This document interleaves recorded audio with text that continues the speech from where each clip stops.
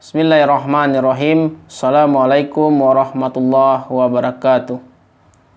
Anak-anak Bapak, bersyukur kita kepada Allah dengan mengucapkan kalimat Alhamdulillahirabbil alamin. Bersalawat kita dengan mengucapkan Allahumma sholli ala Sayyidina Muhammad wa ala ali Sayyidina Muhammad. Materi fikih hari ini adalah tentang bersuci dari haid. Tujuan pembelajarannya adalah yang pertama menjelaskan pengertian haid. Yang kedua menyebutkan batas waktu dari haid. Dan yang ketiga adalah menyebutkan hal-hal yang dilarang ketika haid. Yang keempat menunjukkan hukum mandi setelah haid. Yang kelima menjelaskan tata cara mandi wajib. Dan yang keenam melaksanakan mandi wajib setelah haid. Kita masuk kepada bagian yang pertama, yaitu pengertian haid. Apa yang dimaksud dengan haid?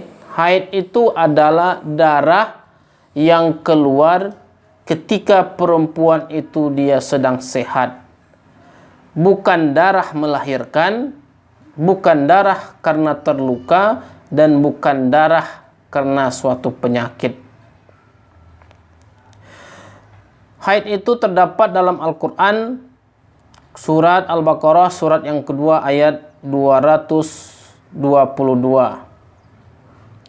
Yang artinya, dan mereka menanyakan kepadamu Muhammad tentang haid. Katakanlah itu adalah sesuatu yang kotor. Jadi anak-anak Bapak, haid itu merupakan karunia dari Allah Subhanahu wa Ta'ala yang wajib kita syukuri sebagai bagian dari proses reproduksi untuk keberlangsungan hidup manusia di muka bumi.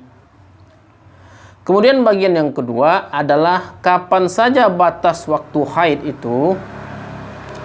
Darah haid merupakan tanda kedewasaan atau baliknya seorang perempuan.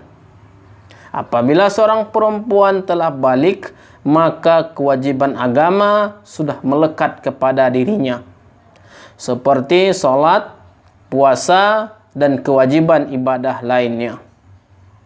Batas perempuan itu haid adalah batas maksimalnya usia 12 tahun dan batas minimalnya adalah usia 9 tahun.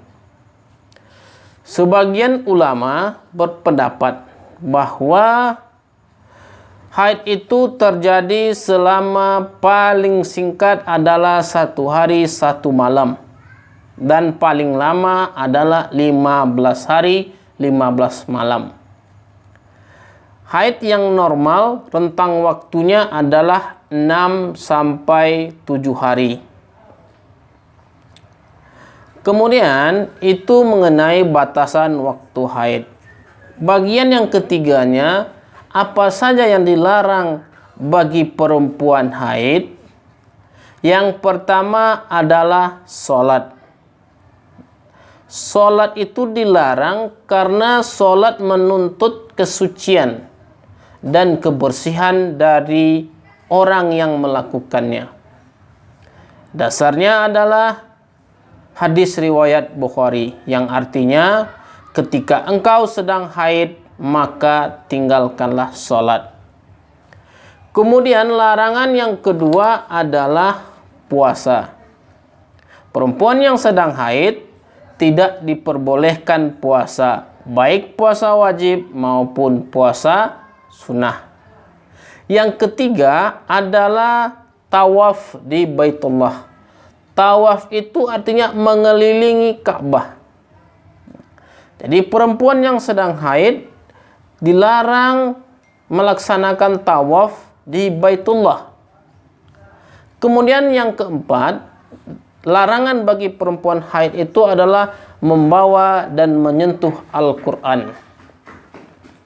Perempuan yang sedang haid itu tidak boleh menyentuh atau membawa Al-Quran, kecuali dalam keadaan terpaksa, yakni untuk menjaganya agar tidak rusak atau tidak terbakar. Dasarnya apa? Quran surat Al-Waqiah surat yang ke-56 ayat 79, yang artinya tidak ada yang menyentuhnya selain hamba-hamba yang disucikan. Jadi orang yang menyentuh Al-Quran itu adalah orang-orang yang suci, yang bersih. Kemudian larangan yang kelima adalah membaca Al-Quran. Membawa dan menyentuhnya dilarang, maka membacanya pun juga dilarang. Dasarnya adalah hadis riwayat Tirmizi dan Abu Daud.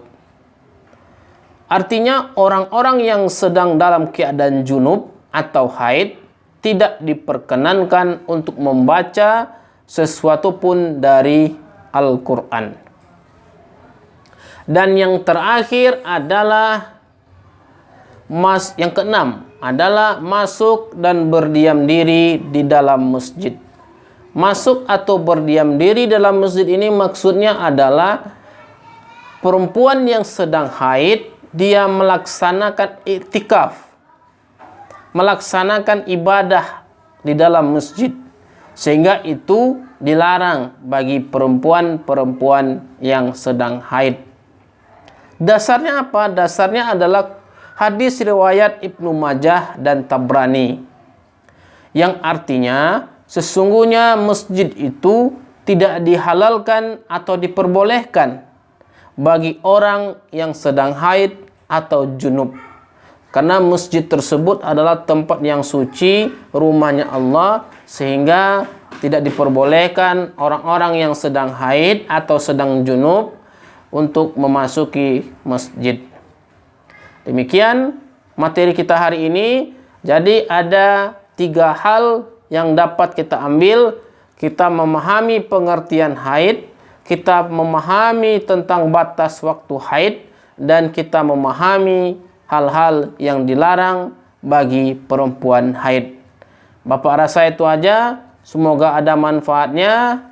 Semoga Ananda selalu diberikan kesehatan, jaga terus kebersihan. Assalamualaikum warahmatullahi wabarakatuh.